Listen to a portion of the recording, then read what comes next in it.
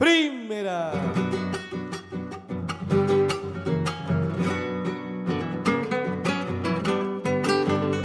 20 de noviembre se va a festejar el Día de la Soberanía Nacional, ¿sí? El Día de la Soberanía Nacional. Y justamente se eligió el Día de la Soberanía Nacional el 20 de noviembre porque se recuerda justamente la fecha en que las tropas argentinas, las tropas nacionales, combatieron contra una enorme y poderosa escuadra, ¿sí? Una flota de navíos franceses e ingleses. Esto en el año 1845. Y por eso se eligió este día como el Día de la Soberanía Nacional.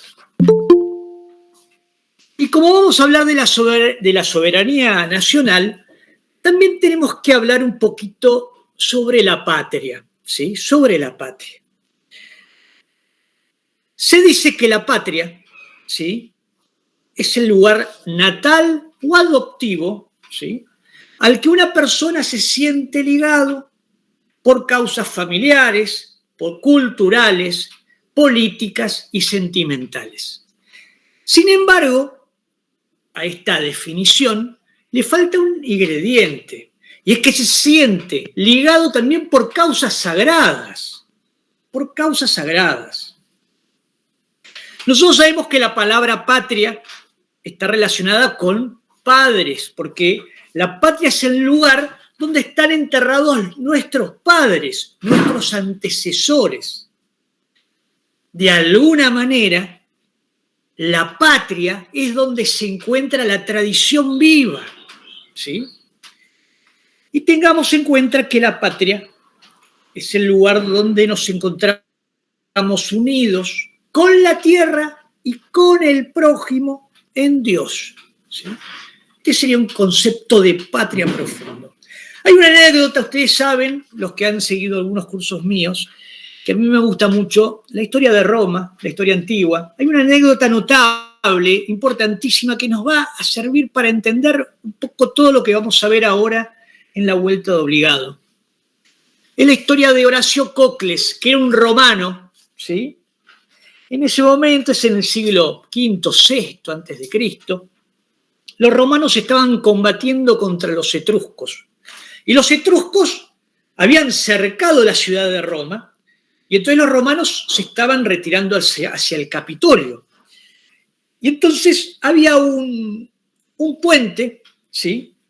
Y por ese puente iban a atravesar los etruscos, iban a cruzar los etruscos para cortarle la retirada a los romanos.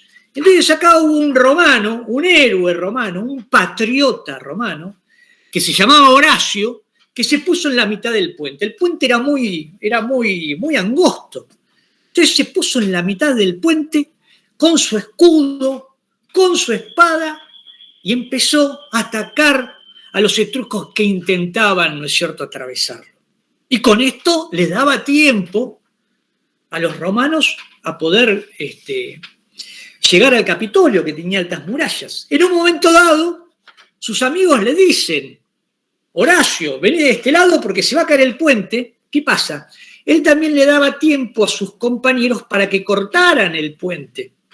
Así no podían cruzar los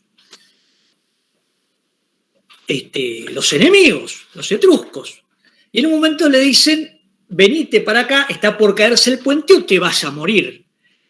Y miren lo que les contesta Horacio Cocles. Les dice: ¿qué mejor manera tiene de morir un hombre que defendiendo las cenizas de sus padres y los templos de sus dioses? ¿Escucharon? ¿Qué mejor manera tiene de morir un hombre que defendiendo las cenizas de sus padres, la patria, y los templos de sus dioses, la divinidad? Acá está el concepto de patria. Es un concepto que no es únicamente un sentimiento. Es un concepto que no es únicamente un mero amor a la tierra o un lugar donde están enterrados nuestros padres. El concepto de patria, hay un elemento de tradición viva y está Dios. Hay un elemento sagrado. Con esto entonces vamos a entender cómo durante toda la línea, durante toda la historia de la humanidad, el hombre ha defendido inclusive con su vida a su patria.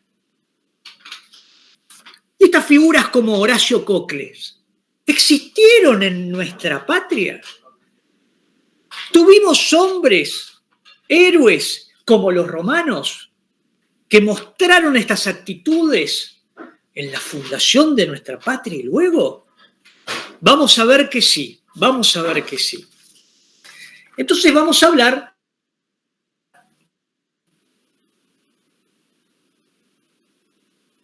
ahora justamente de la vuelta de obligado, ¿sí? Principal, les voy a contar qué es la vuelta de obligado. La vuelta de obligado es un paraje en el río Paraná, es un lugar del río Paraná, ¿sí? Que se encuentra en el norte de la provincia de Buenos Aires, a la altura de la ciudad de San Pedro, ¿sí? Ahí está este paraje de vuelta de obligado. Aquí el río, ¿sí? Angosta, su cauce, tiene 700 metros de lado a lado, ¿sí? Y hay un giro, un recodo, ¿sí? Y altas barrancas. Bueno, en este lugar, en este paraje, se dio el combate de la vuelta de obligado del que vamos a hablar ahora. Y hay una pregunta interesante también para saber por qué se llama el lugar, este paraje, por qué se llama la vuelta de obligado, vuelta de obligado. Y la respuesta es muy sencilla. En ese lugar había un señor que se llamaba Don Luis Obligado, que había construido un palacete, una especie de castillo, y ahí iba con su familia y vivía con su familia. ¿Por qué es importante? ¿Por qué es importante este obligado? Porque este obligado, Don Luis, era el papá de un gran poeta argentino que se llamó Rafael Obligado. Rafael Obligado era llamado el poeta del Paraná. Y es muy importante y nosotros lo conocemos de chicos, no sé si ustedes lo vieron. En el colegio hay una obra de él que se lee mucho que es Santos Vega. Santos Vega, que era un payador eximio, que en un momento dado combate con guitarra y payando contra el propio diablo. Bueno, Santos Vega. Bueno, con esto vamos viendo un poco qué es vuelta de obligado, ¿sí? Y ahora vamos a ver qué pasó. Nosotros sabemos que en el año 1810 está el movimiento de la Revolución de Mayo, que comienzan las guerras de la independencia, que en el año 1816 se declaró la independencia de la Argentina, ¿sí? Sabemos que después tuvimos una guerra contra el Brasil, porque Brasil, ¿sí? Quería conquistar territorios que pertenecían a la Argentina. Y luego de esto, tenemos el bloqueo anglo-francés. ¿Qué es esto? Inglaterra y Francia, y especialmente Inglaterra, que de alguna manera había manejado, ¿no es cierto?, esta división de lo que fueron los virreinatos, ¿no es cierto?, españoles, habían manipulado de alguna manera las independencias. Sí, bueno, Inglaterra quería seguir teniendo beneficio. ¿Y qué quería Inglaterra? Quería navegar libremente por los ríos interiores de nuestra patria. Libremente, como dueños de casa. Y lo mismo Francia, que en ese momento estaba aliado circunstancialmente con Inglaterra. ¿Qué pasa? En ese momento gobierna la Argentina don Juan Manuel de Rosas. Don Juan Manuel de Rosas es llamado también el restaurador de las leyes, porque en una época, ¿sí?, en que los gobiernos iluministas que tuvimos luego de la independencia, especialmente con Rivadavia, que derogaron las leyes de la Iglesia y las leyes hispanoamericanas, bueno, con un sentido totalmente europeo, iluminista, basado en la Ilustración. Bueno, don Juan Manuel de Rosas, cuando comenzó a gobernar nuevamente estas tierras, nuestra patria, lo que hizo fue restaurar aquellas leyes cristianas, ¿sí?, y aquellas leyes hispanoamericanas. Por eso es el restaurador de las leyes. Don Juan Manuel de Rosas había puesto una ley de aduanas. ¿Para qué? Para que toda mercadería que fuese importada desde una potencia extranjera pagara un impuesto. ¿Sí? ¿Por qué? Porque de esta manera, ¿sí?, la gente de la Argentina, en lugar de comprar mercadería barata del extranjero, compraba mercadería, ¿sí?, compraba cosas que se hacían en industrias propias, nativas, argentinas. Entonces, la naturaleza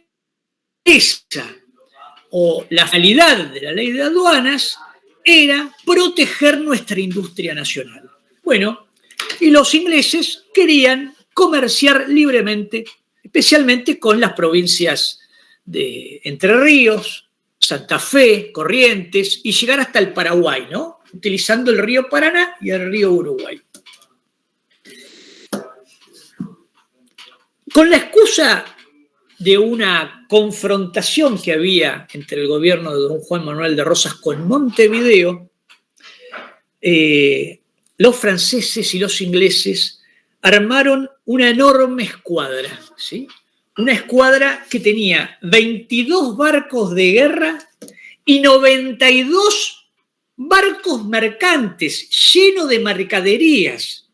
¿Y qué hicieron? Violaron nuestra soberanía nacional y comenzaron, ¿sí?, a remontar el río Paraná sin el permiso, ¿no es cierto?, del gobierno. ¿Cuál era su meta? Atravesar, ir por el río, subir el río y tomar contactos con Entre Ríos, con Corrientes, con Santa Fe, con Paraguay, vendiendo su mercadería sin impuestos, ¿no?, y llevarse una enorme recaudación.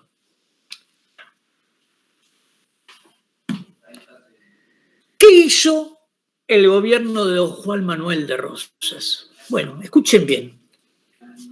En el año 1811, ¿sí?, en plena guerra de la independencia, hubo un señor que se llamaba Hipólito Vieites, y este señor recorrió toda la costa del río Paraná. ¿Para qué?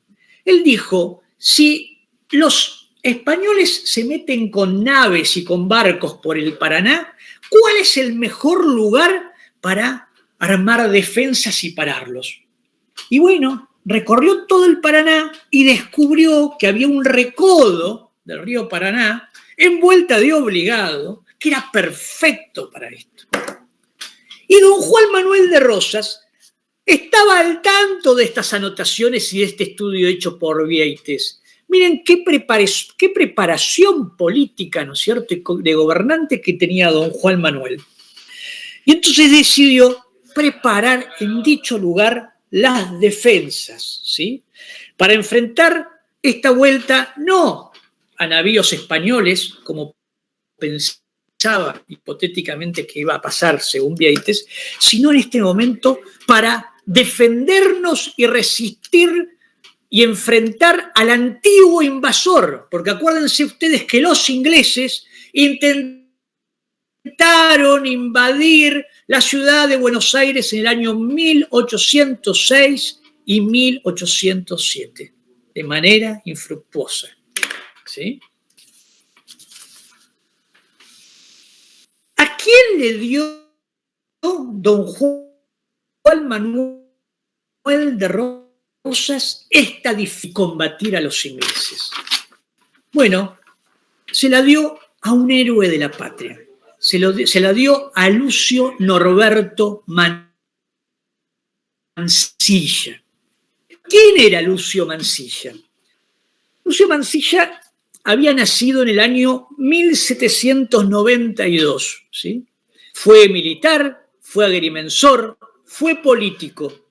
Se destacó en las guerras de la independencia, se destacó en las guerras del Brasil, se destacó en las guerras del Paraná, ¿sí? El padre de Lucio Mansilla se llamaba Andrés Jiménez de Mansilla, era español. Y ¿saben una cosa? Luchó en la primera invasión inglesa contra los británicos, estuvo ahí luchando con valor. Y luego también luchó en la segunda invasión inglesa, pero murió en plena batalla. Murió como un héroe. Vemos entonces cómo ya hay una marca dentro de la genética o el espíritu de este hombre de valor, de sacrificio por la patria. Su padre murió defendiendo la ciudad de Buenos Aires.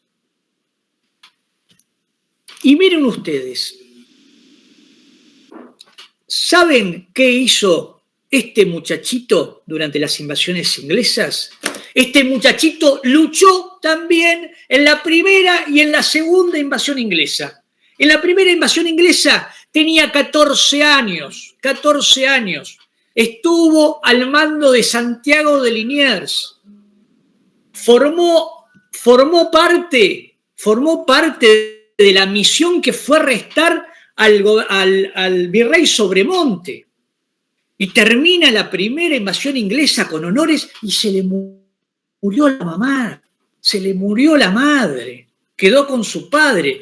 Y luchó también en la segunda, tenía 15 años, fusil en mano, estuvo en el combate de los corrales de Miserere, en el que pierde, ¿no es cierto?, los ejércitos criollos. Y en lugar de escaparse, volvió y se fue a la ciudad y estuvo los días de defensa defendiendo y resistiendo como un héroe. Y ahí murió su padre, quedó huérfano.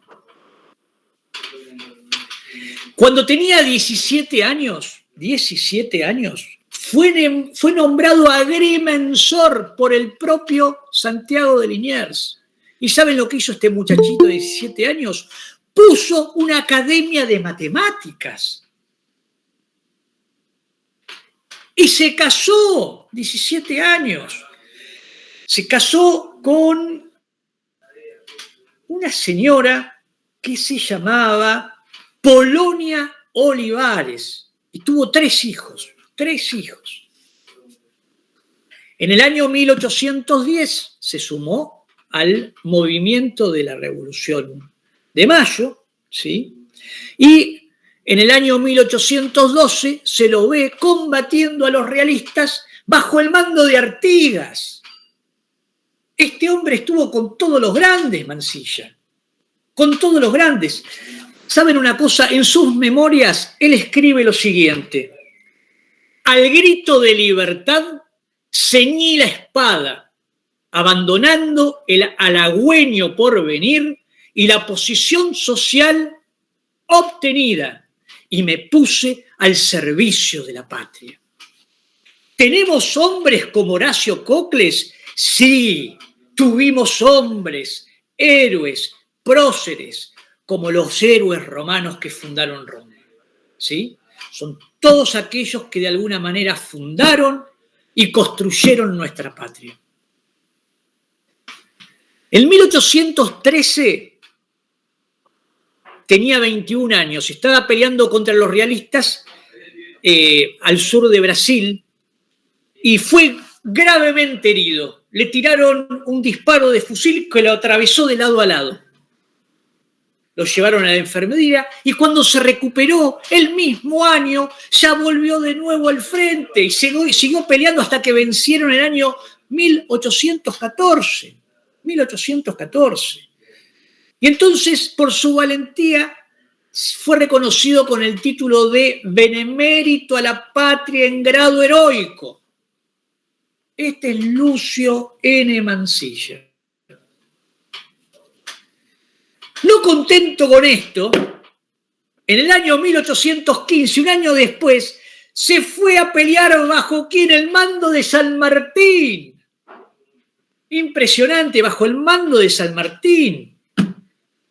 cruzó los Andes, luchó en Chacabuco, en Maipú. Fue un héroe de nuestra independencia.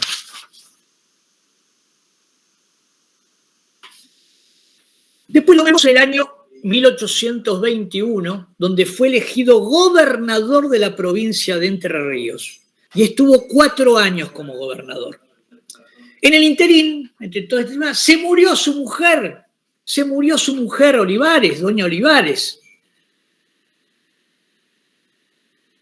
3 hijos tenía y se casó de nuevo. Se casó con doña Agustina Ortiz de Rosas. ¿Saben quién era Agustina Ortiz de Rosas? Era la hermana de don Juan Manuel de Rosas. Este hombre Mansilla estuvo con los grandes hombres de la patria. ¿Y saben cuántos hijos tuvo? 6 hijos más. Es decir, que tuvo 9 hijos. De los 6 hijos más que tuvo con doña Agustina Ortiz de Rosas, tuvo a un hijo que fue famoso, que es Lucio de Mansilla, que también fue militar, que fue un gran escritor y que escribió una excursión a los indios ranqueles, un libro también que se lee o se leía mucho en las escuelas. Fantástico. Además de ser cuñado de don Juan Manuel de Rosas, Lucio Norberto Mansilla, un hombre que se inclinaba por la visión federal, aunque tenía muchos amigos unitarios. En el año 1826 fue nombrado general y fue a pelear se había terminado las invasiones inglesas donde él peleó por la patria. Las guerras de la independencia donde él peleó por la patria. Ahora vienen las guerras contra el Brasil. ¿Qué quería Brasil? Quería invadir justamente toda la zona de la banda oriental. Fue a pelear a Brasil y fue un héroe. Estuvo en el combate de Lombú y en la batalla de Ituzaingó. Un héroe también en Brasil. Después vino la guerra entre los federales y los unitarios y también luchó en esa guerra. Muchas veces estuvo contra varios que habían sido compañeros en la guerra contra Brasil. Bueno, cuando fue el momento de elegir un hombre para defender, ¿sí?, al río Paraná de esta escuadra anglo-francesa, don Juan Manuel de Rosas no dudó en elegir a Lucio Norberto Mansilla, que había sido un héroe de la patria.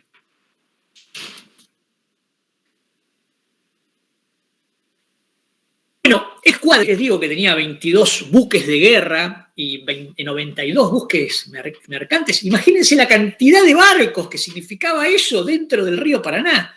Bueno, era una flota sumamente moderna, ¿sí? ¿Por qué? Porque navegaban no solo con velas, sino también con vapor.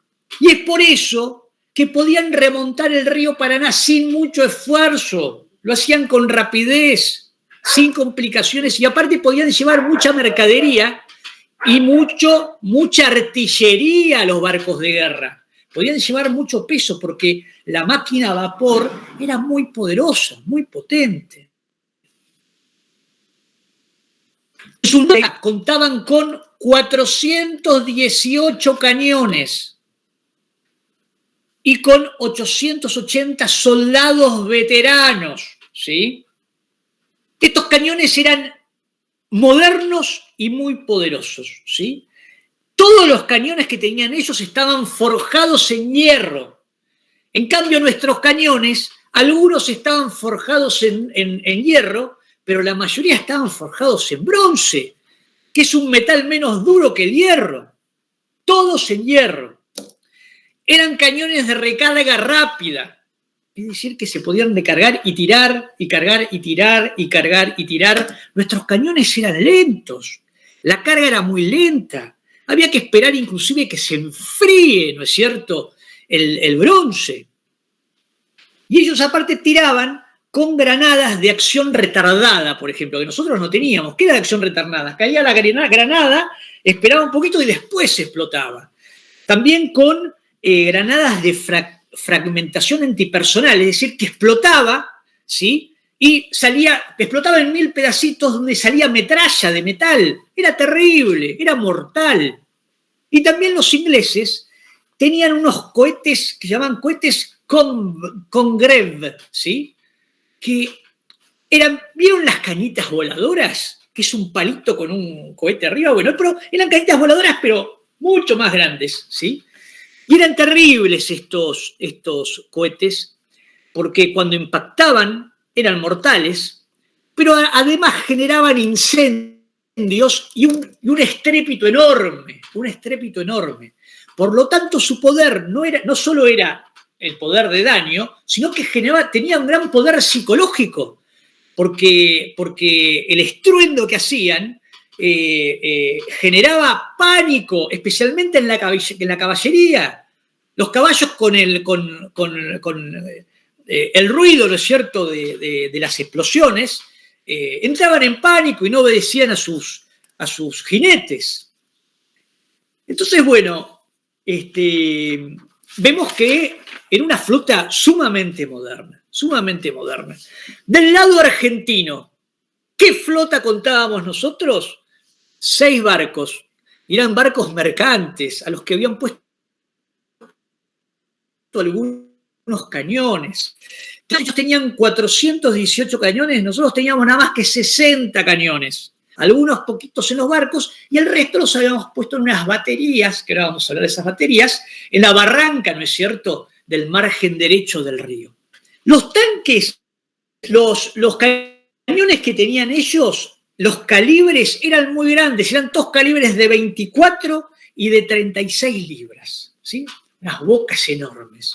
Los calibres de los nuestros eran de 8, 10, 12, y teníamos alguno de 20, pero en general era como tirar con hondazos, ¿no? Y nos disparaban del otro lado con obuses. Pero bueno, nuestro amigo Mansilla no era un hombre de bajonearse, era un hombre que había luchado todas las guerras por la patria y no iba a dejar de hacer lo mismo en este momento, ¿sí? ¿Qué hizo nuestro amigo Mansilla? Bueno, yo les dije que en este lugar, de Vuelta de Obligado, el río tenía 700 metros. ¿Ustedes saben lo que hizo nuestro amigo Mansilla? Puso 24 lanchones, uno al lado del otro, y sobre los lanchones puso una cadena en la proa, una cadena larga que pasaba en el medio y otra cadena en la popa, de lado a lado. Y de esta manera hizo una barrera para que no pudiesen pasar los barcos ingleses. Y, ¿saben una cosa?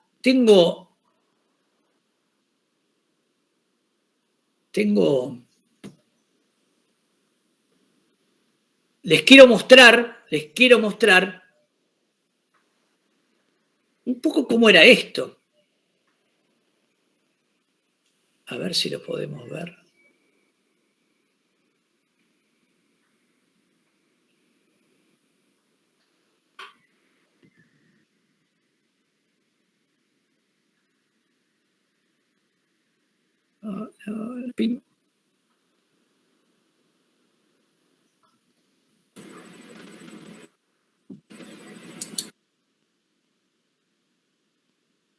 Chicos, ¿pueden ver acá Sí, la foto? Sí.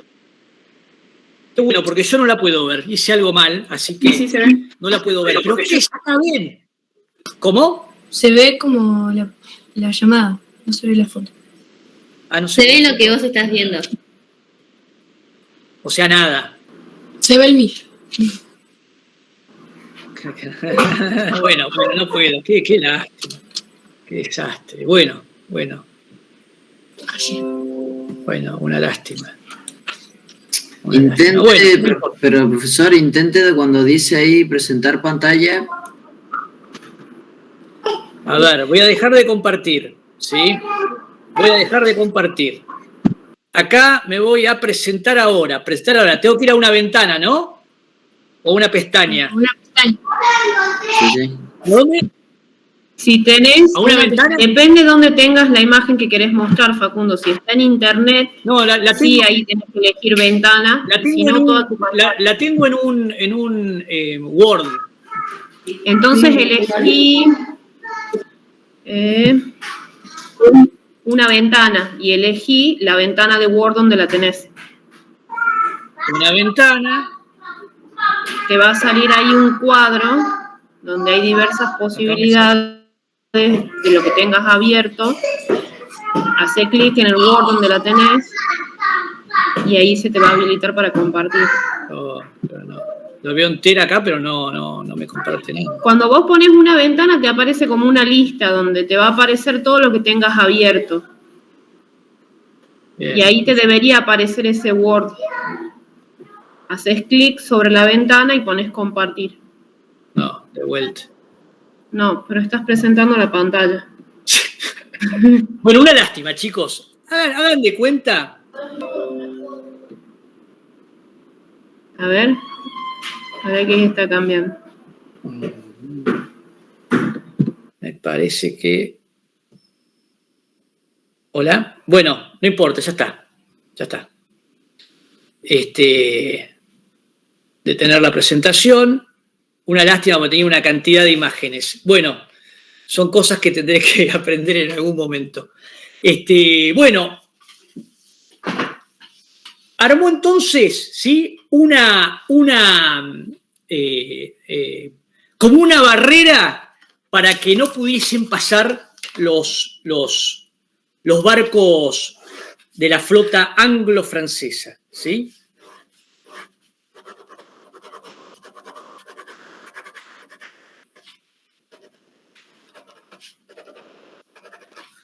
Miren, acá les muestro, no sé si lo ven, ¿sí? ¿Lo pueden ver? Eso es el río. Sí, sí. Ese es el río. Los puntitos, esos 4 puntitos son los barcos ingleses y franceses, que eran 92, eran más de 100. Y ahí vemos la barrera que puso, ¿sí? Que son 3 cadenas sobre 22 barcos que actuaban como si fuesen un cerco para que no pudiesen pasar, ¿sí? ¿Lo ven, no? Y sobre este lado, acá también lo ven, sobre este lado, ¿ven acá abajo? ¿Sí? Bueno, armó las baterías de sus cañones. ¿Para qué? Para cuando los barcos quedaran ahí atrapados y sin movimiento, empezar a tirar con sus cañoncitos o con sus ondas, porque eran cañoncitos que no tenían tanto poder. ¿Estamos de acuerdo? Bueno, a estas baterías, ¿sí? Que estaban en la barranca, ¿sí? Para poder tirarle, ¿no es cierto?, a los barcos. A la primera le puso de nombre Restaurador Rosas, a la segunda General Brown. Ustedes se acuerdan del almirante Brown, ¿no es cierto?, que fue muy importante en las luchas de la independencia. Bueno, ¿saben a cargo de quién estaba esta batería? Estaba a cargo de Eduardo Brown, que era hijo justamente del almirante Brown. Estaba ahí el hijo del almirante Brown defendiendo a la patria y a cargo de una batería. Después estaba la batería General Mansilla y del otro lado de las cadenas, que vendría a ser esta que está acá, ¿la ven? Era por las dudas que lograban pasar, estaba una batería de cañones que se llamaba Manuelita. ¿Quién era Manuelita? Era la hija de don Juan Manuel de Rosas, Manuelita Rosas. ¿Sí?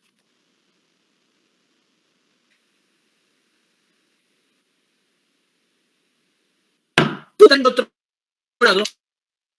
lado, también, puso este barco que puso acá lo puso ¿para qué? Para proteger las cadenas y para arreglarlas, ¿sí? Si había algún problema o intentaban romper alguna.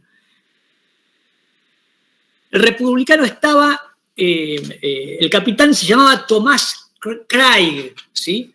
Y Tomás Craig, su padre era un irlandés, Craig, que había huido de Irlanda huyendo derrotado ¿de quién? De los británicos, que habían colonizado, ¿no es cierto?, Irlanda. Se había venido el papá para la Argentina y el hijo de irlandés, era un patriota que estaba ahí defendiendo, ¿no es cierto?, a la patria de los agresores franceses y británicos. Craig, ¿sí? Bueno, el Ejército Nacional contaba con 2.000 hombres, ¿sí? Con 2.000 hombres. Ya dijimos nosotros que ellos tenían 880, pero estos 2.000 hombres, algunos eran del cuerpo de patricios, ¿sí?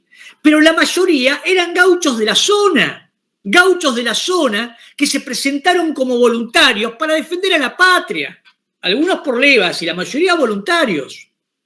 ¿Y con qué iban? Con un facón, con el rebenque. Les dieron ahí algunas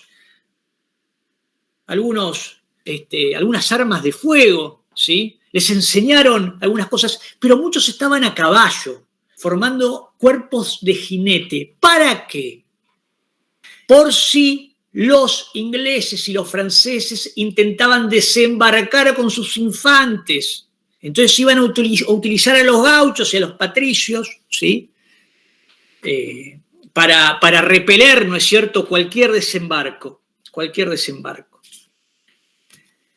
Saben que también entre las tropas argentinas habían también algunos soldados voluntarios que eran británicos, algunos escoceses, algunos galeses y algunos ingleses, que se habían quedado desde la época de las invasiones inglesas, se habían casado con criollas y ahora sentían que su patria era la Argentina. Miren qué notable.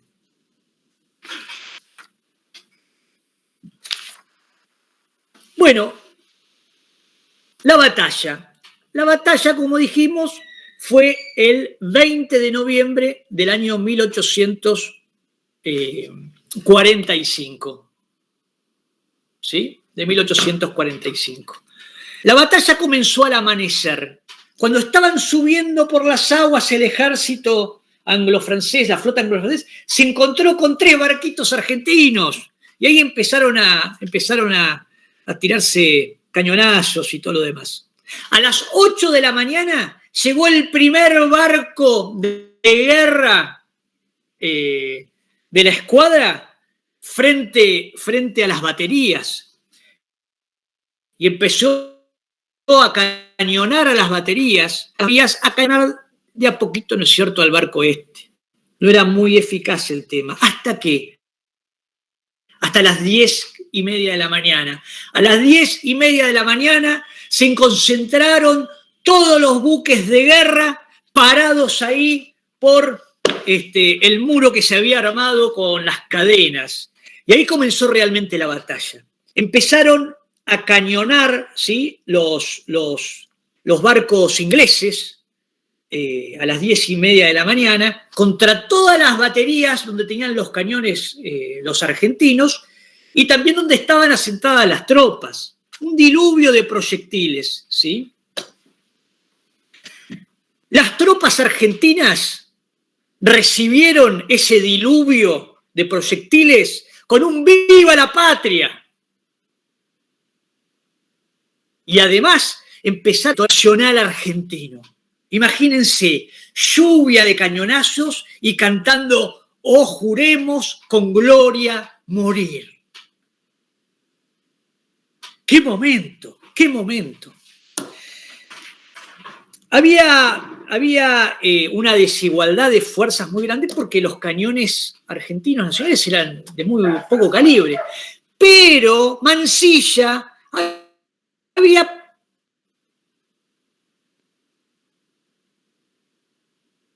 planeado una nave y todos tirarles a nave, ¿sí? Y eligieron a la nave capitana francesa, ¿sí? Y le tiraron tantos cañoncitos, tantos cañonazos, que le rompieron toda la arboladura, todo el velamen le rompieron, y tuvo que retirarse. Contaron en el palo mayor 11 disparos de cañonazos le habían pegado los argentinos al palo mayor y después al resto de las velas y a distintos lugares. Así que fue un gran comienzo.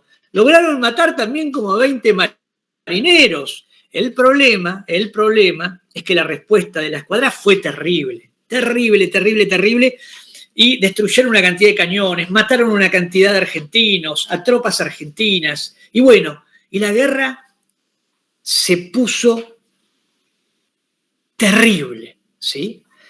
Había una furia, un furor que impresionaban este combate.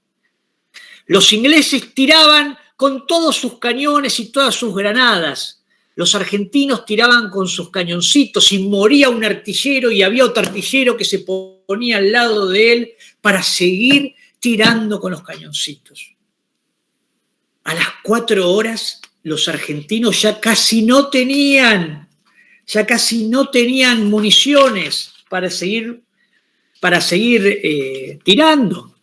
Entonces, en esta circunstancia, el comandante inglés, Sullivan, ordenó el desembarco de 2 batallones, ¿sí?, para avanzar contra la batería sur.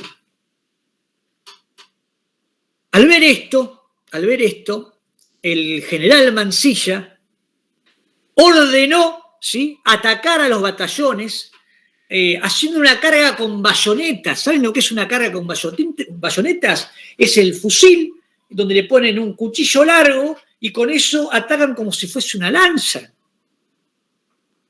¿Quién iba al frente de este ataque? El propio Lucio Norberto Mansilla. Y fue herido gravemente con una metralla que le pegó en el pecho. ¿Y quién tomó su lugar? Su lugar lo tomó en la artillería Juan Bautista Torne. Se hizo cargo de toda la artillería. Y el coronel Ramón Rodríguez se hizo cargo de toda la caballería. ¿Sí? Y siguió la batalla con un ímpetu terrible. Combatieron todo el día. Yo ahora les quiero leer, hubo muchos partes de guerra, pero a mí siempre me gustó mucho el parte de el médico, ¿sí?, el médico del Ejército Nacional, que se llamaba O'Donnell, Sabino O'Donnell, ¿sí? Sabino O'Donnell. ¿Y saben una cosa? Sabino O'Donnell era sobrino de Mansilla. Miren lo que escribe O'Donnell, que estaba ahí. Él atendió a Mansilla de su herida. Dice: hoy he visto lo que es un valiente. Empezó el fuego a las 9:30 y duró hasta las 5:30 de la tarde en las baterías. Todo el día cañonándose. Y continúa ahora entre el monte de Obligado el fuego de fusil. Cuando se acabaron los cañonazos, siguió la guerra, la batalla con fusiles. Son las 11 de la noche. Mi tío ha permanecido entre los meriones de las baterías y entre las lluvias de las balas y la metralla de 400 cañones enemigos. Desmontada ya nuestra artillería, apagados completamente sus fuegos, el enemigo hizo señas de desembarcar.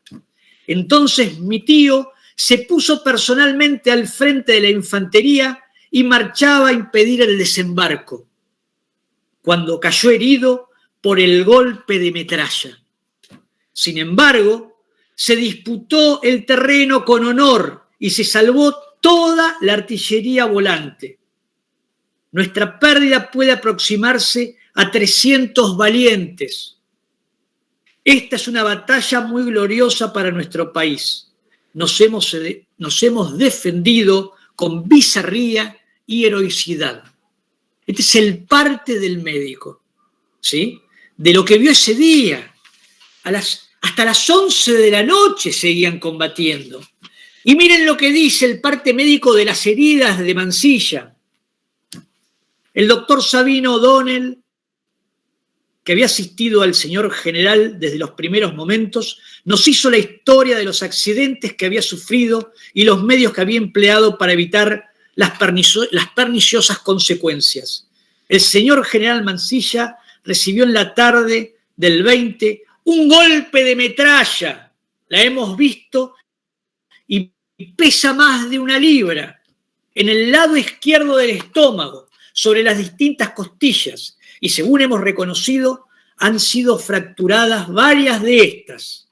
Cayó sin sentido, sufrió por muchas horas desmayos y vómitos y otros molestos accidentes que fueron calmando gradualmente. Se le ha aplicado un vendaje apropiado para remediar la fractura de esa costilla y se emplean los medios que aconseja el arte. Esta es la herida de Mansilla, que no pudo seguir dirigiendo la batalla. Sin embargo, cuando se recuperó días después, fue río arriba, ¿sí? Y de vuelta esperó a los ingleses en San Lorenzo y en los Toneles, que eran lugares donde tenían más baterías, ¿sí? Miren qué hombres, qué hombres.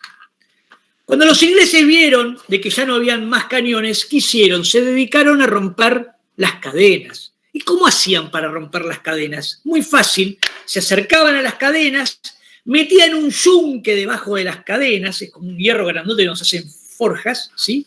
Y con un cortafierro y a martillazo limpio las rompían, ¿sí? Las cadenas más o menos eran así de grandes, con este grosor. Y de esta manera fueron incendiando los barcos, cortando las cadenas, y lograron atravesar el río Paraná. ¿Se acuerdan que ahí había un barco llamado el Republicano? Bueno, cuando el capitán vio de que estaban rodeados, ¿qué hizo? Hundió al barco, lo hundió, para que no lo pudiese tomar el enemigo.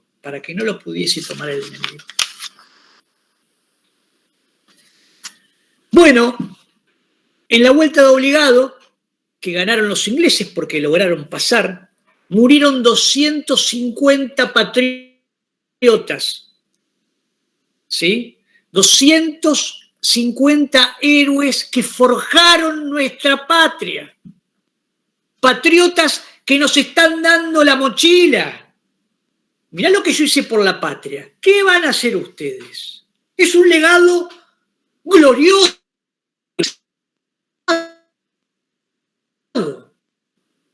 Que hay que tomar con valor, con convicción. Y 400 heridos, muchos de ellos graves. Fue bastante fea el resultado para la Argentina, porque los ingleses y franceses tuvieron 28 bajas nada más, murieron 28 de ellos y tuvieron 36 heridos. Pero, ¿qué pasó? Sufrieron grandes averías en las naves. Cuando yo les dije atravesar y pasar las naves, no pasaron todas, algunas. La mayoría de naves tuvieron que ir río abajo, en distintos lugares de delta, inmovilizadas para repararlas. Por lo tanto, ya las naves que lograron pasar no eran tantas. Y se encontraron que río arriba habían más baterías. Estaban las baterías de los toneleros, las baterías después más arriba en San Lorenzo. Es decir, que fue una victoria, pero fue una victoria pírrica para los ingleses. Los que acá veo que hay varios que vienen a las clases que hemos visto de Roma. Victoria pírrica se la llama cuando hay una victoria, pero que causó tantos daños que es muy difícil de seguir con la guerra. Pirro era un general griego, un gran estratega, y había ido a pelear contra los romanos, ¿sí? Cuando los romanos querían conquistar la Magna Grecia. Y en la primera batalla ganó Pirro, ¿sí? Le habían dicho que los romanos eran bárbaros. Y Pirro dijo la famosa frase: el orden de estos bárbaros no es tan bárbaro.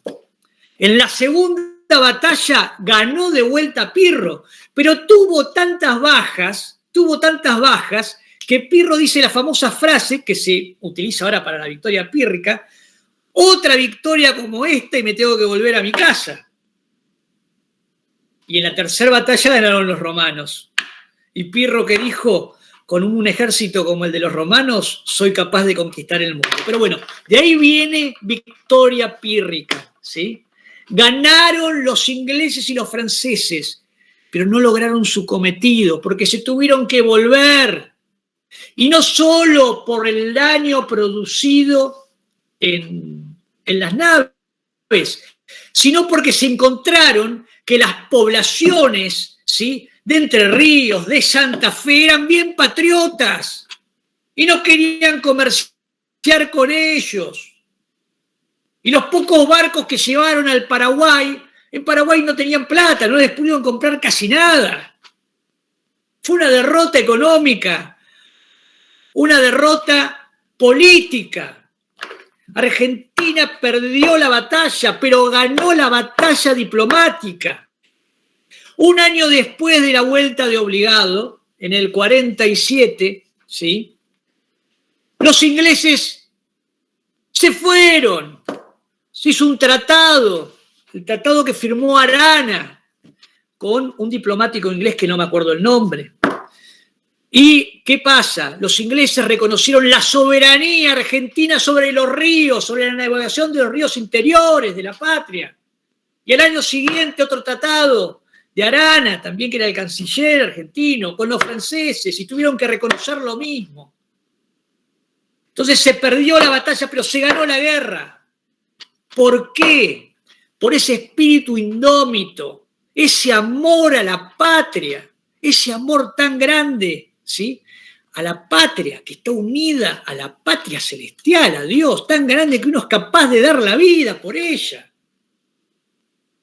¿Ustedes se acuerdan de que hay una batalla famosísima y que todo el mundo la conoce, de las guerras médicas, que también es una derrota, pero que es una derrota que le trajo gloria a Grecia, que es las Termópilas? Las Termópilas. Bueno, la vuelta de Obligado, nuestras Termópilas, son nuestras Termópilas,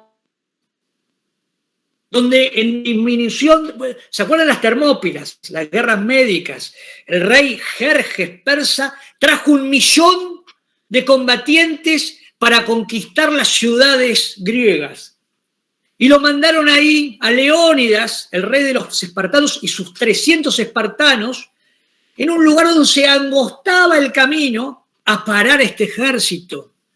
7 días estuvo Leónidas peleando con los persas, que terminaron matando a todos. Pero en esos 7 días lograron darle tiempo a las ciudades griegas para prepararse para combatir al enemigo. Y generaron 2 cosas con ese martirio. Generaron preocupación en el enemigo. Estos 300 hombres, ¿cuánto daño nos hicieron? Y esperanza en los patriotas, en los conciudadanos. Lo mismo pasó con la batalla de Obligado, de la vuelta de Obligado. Inquietud del enemigo: che, ganamos, pero ¿a qué costo? Y esperanza y ejemplo en todos los argentinos. Esta batalla nos dio fama mundial. Fama mundial.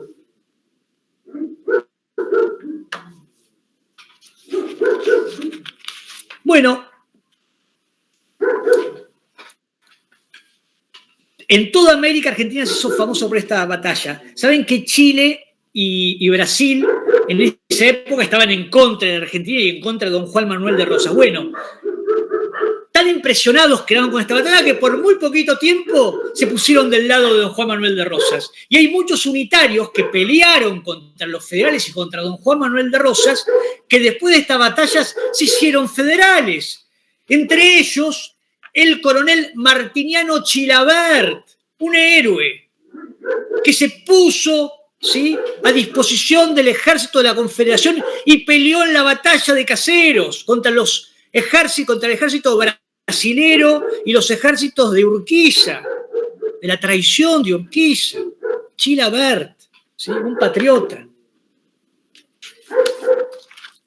¿Qué dijo el general don José de San Martín de esta batalla? Miren ustedes lo que dijo San Martín. San Martín dijo, le escribe una carta a su amigo Tomás Guido y le dice: ya sabía de la acción de Obligado. ¡Qué iniquidad! De todos modos, los interventores habrán visto por esta muestra que los argentinos no son empanadas que se comen sin más trabajo con solo abrir la boca. Don José de San Martín, ¿sí? Y más tarde, San Martín también, en reconocimiento a la defensa que hizo don Juan Manuel de Rosas de la soberanía nacional, de la soberanía, ¿no es cierto?, de nuestro territorio, le legó su sable, el sable con el que libertó América. Y miren lo que dice en su testamento, San Martín.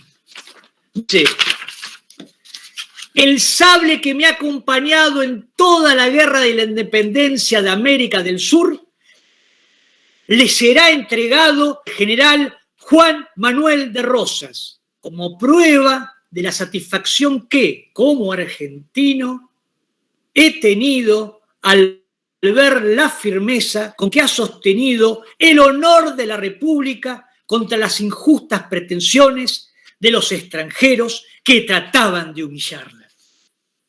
Fantástico. Miren qué reconocimiento, don Juan Manuel, ¿sí? Es por eso que es tan importante el 20 de noviembre, el Día de nuestra Soberanía. Muy importante que la recordemos, ¿sí? Muy importante porque no es el solo acto no es solo el único acto heroico que hemos tenido los argentinos. Nuestro país fue fundado, se fue construyendo con actos heroicos. Y tenemos un acto heroico hace muy poquito, que todavía nos duele, que es la guerra de Malvinas. Pero esa es otra historia, ¿sí? ¿Qué pasó con Mansilla, ¿sí?, después de Obligado? Bueno, fue herido, y ya les dije, ni bien se recuperó, se fue a combatir a los ingleses que seguían subiendo en otras baterías que habían puesto río arriba, ¿sí? Después de estas guerras del Paraná, él dejó la espada, ¿sí?, hasta el año 1852, que es la batalla de Caseros. En esa batalla se enfrentó don Juan Manuel de Rosas contra las fuerzas aliadas de los unitarios de Urquiza y del ejército brasilero, que lucharon contra el ejército federal y nacional y nos vencieron en Caseros. Mansilla, con la derrota, se fue a Europa. No se fue a Inglaterra como don Juan Manuel, se fue a Francia. ¿Por qué se fue a Francia? Porque Mansilla era admirado por los franceses. El rey se llamaba Napoleón III, lo admiraba. Decía: ¿cómo puede ser que este hombre, con unos cañoncitos que tiran cebitas y pobres gauchos, logró parar a la flota más moderna y poderosa del momento? Y entonces era invitado constantemente a la corte. Y tan entusiasmados estaban con Mansilla y con la vuelta de Obligado, que a una de las avenidas principales de París le habían puesto el nombre de Vuelta de Obligado. Imagínense la repercusión de esta batalla. Entonces, bueno, con esto terminamos, ¿sí? Que esto sirva para recordar a estos hombres que hicieron nuestra patria, ¿sí? Y a todo aquel que día a día se levanta para trabajar por una Argentina nacional y católica, ¿sí? Y entonces, bueno, yo voy a terminar con un grito que ustedes van a ver, que es ¡Viva la Patria! Que es el mismo que gritó Mansilla al comenzar la batalla y ver esa lluvia de granadas. Con esto terminamos la conferencia de hoy y si tienen alguna consulta, me preguntan.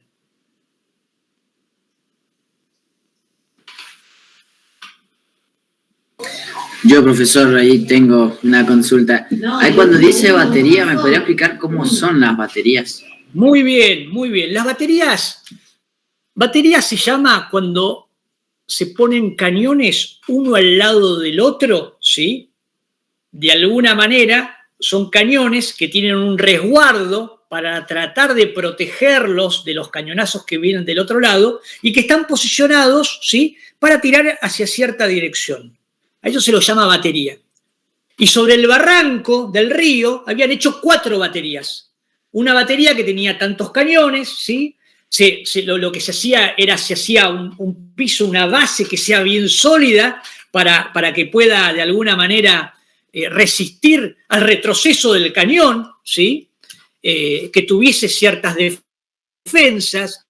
¿Vieron en las películas que las defensas en general son bolsas de arena que van poniendo unas arriba de las otras y lo único que asoma es el caño del cañón, ¿no es cierto? Bueno, y así se arma una batería, es un conjunto de cañones, ¿sí? que se utiliza para defensa o para ataque. Bueno, muchísimas gracias. Eso era nomás. No, por favor.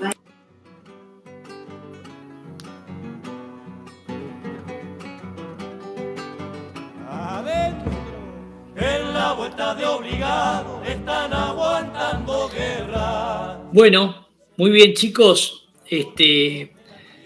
Si no hay preguntas, bueno, a prepararnos para el 20 de noviembre de este año, ¿sí? Y recordar siempre a nuestros héroes. Bueno, les mando un saludo a todos, ¿eh? Un abrazo grande, Facundo, felicitaciones. Bueno, gracias. Muy buena. Muchas gracias, Facu, nos vemos. Nos vemos. Chao, profesor. Chao, nos vemos, Gracias.